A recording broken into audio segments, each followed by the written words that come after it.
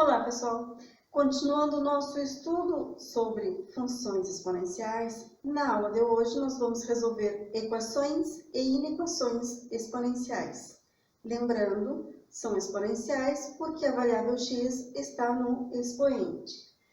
Começando com os exemplos de equações exponenciais, nós vamos observar que a variável x apareceu no expoente, mas existe uma única condição, que nós tenhamos as mesmas bases. E, ao observar a base que está antes da igualdade, nós verificamos que nós temos o número 5 como base. Então, nós vamos decompor a quantidade 625 com o objetivo de obter a mesma base, a base 5. 625 divididos por 5 dá 125. 125 divididos por 5 dá 25, que divididos por 5 dá 5, e que dividindo novamente por 5 dá a quantidade 1. Ao fazer a fatoração completa da quantidade 5, nós obtivemos 5 elevado à quarta potência, já que apareceu 4 vezes a quantidade 5. Reescrevendo a nossa equação, nós vamos ter 5 elevado a x e, no lugar de 625, vamos escrever 5 na quarta potência. Agora que nós já temos as duas bases iguais, a quantidade 5, nós vamos trabalhar com os expoentes, afirmando que x é igual a 4. Como nós não temos operação para resolver com o x e o 4, nós já estamos com a equação solucionada. Solução, quantidade 4.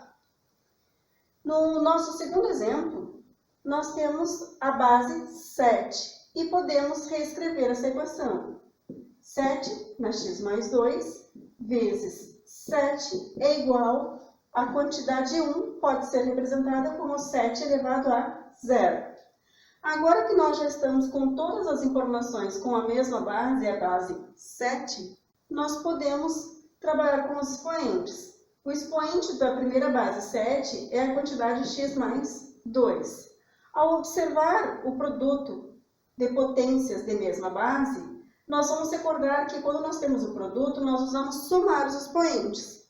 Então, x mais 2 está somando o expoente desta base 7, que como não apareceu, é a quantidade 1, igual ao último expoente, que corresponde ao 0. Ao somar 2 mais 1, nós vamos ter a quantidade 3. E, como se trata de uma equação do primeiro grau, nós vamos isolar a variável, ficando com x igual a menos 3. Solução, neste caso, menos 3. Como podemos observar, ao trabalhar com os expoentes, nós podemos ter tanto a equação do primeiro grau quanto a equação do segundo grau na montagem da nossa equação exponencial. Vamos ver exemplos de inequações. Para resolver inequações exponenciais, antes é interessante lembrarmos que, quando o nosso coeficiente a for um número maior do que 1, nós vamos ter uma função crescente. Sendo uma função crescente, ela é crescente se e somente se a x1 for menor do que a x2 e x1 menor do que x2. Se o nosso coeficiente a for um valor entre 0 e 1, nós vamos ter uma função exponencial decrescente e o nosso ax1 será menor do que a x2 se e somente se x1 for maior do que x2. Então, é importante, antes de iniciar o cálculo, observarmos a nossa base. Se a nossa base for um valor entre 0 e 1, nós vamos ter uma condição decrescente.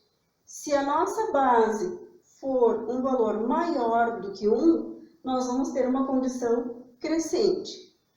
Onde isso vai influenciar? Nos nossos sinais de operação.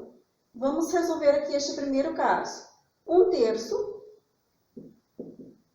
elevado a x mais 5 maior ou igual a 1/9. 1/9, já deixando a base igual a 1/3, nós podemos escrever 1/3 elevado à segunda potência. Agora que nós já temos as duas bases iguais, nós vamos trabalhar com os expoentes. X mais 5, e aí é que vai influenciar a informação observada referente à nossa base. Como a nossa base era um valor entre 0 e 1, nós temos uma condição decrescente, e aí vai existir a contrariedade do sinal de maior e menor. Como aqui nós tínhamos que ela era maior ou igual, agora nós vamos escrever menor ou igual para os expoentes. Então, x mais 5 menor ou igual à quantidade 2. X menor ou igual a 2 menos 5.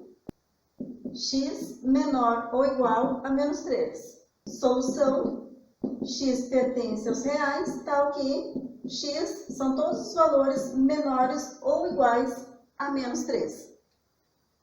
No nosso segundo exemplo, resolva a inequação exponencial 6x² mais 1 menor que 216. Neste caso, nós vamos necessitar decompor novamente o valor para obter a mesma base. Ao decompor a quantidade 216, vamos dividir por 2, que vai dar 108, por 2, 54, por 2, 27, por 3 dá 9, por 3 dá 3 e por 3 dá 1. Obtivemos 2 na terceira potência vezes 3 na terceira potência. Como a nossa base era a quantidade 6, nós vamos reescrever esta informação por 6 elevado à terceira. Reescrevendo a nossa inequação, nós vamos ter, então, 6 na 2x² mais 1 menor do que 6, ao invés de 216, elevado à terceira potência.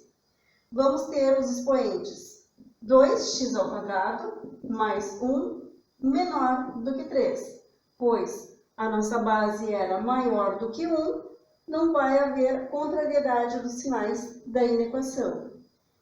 Como ela é do segundo grau, nós podemos colocar todas as informações no primeiro membro.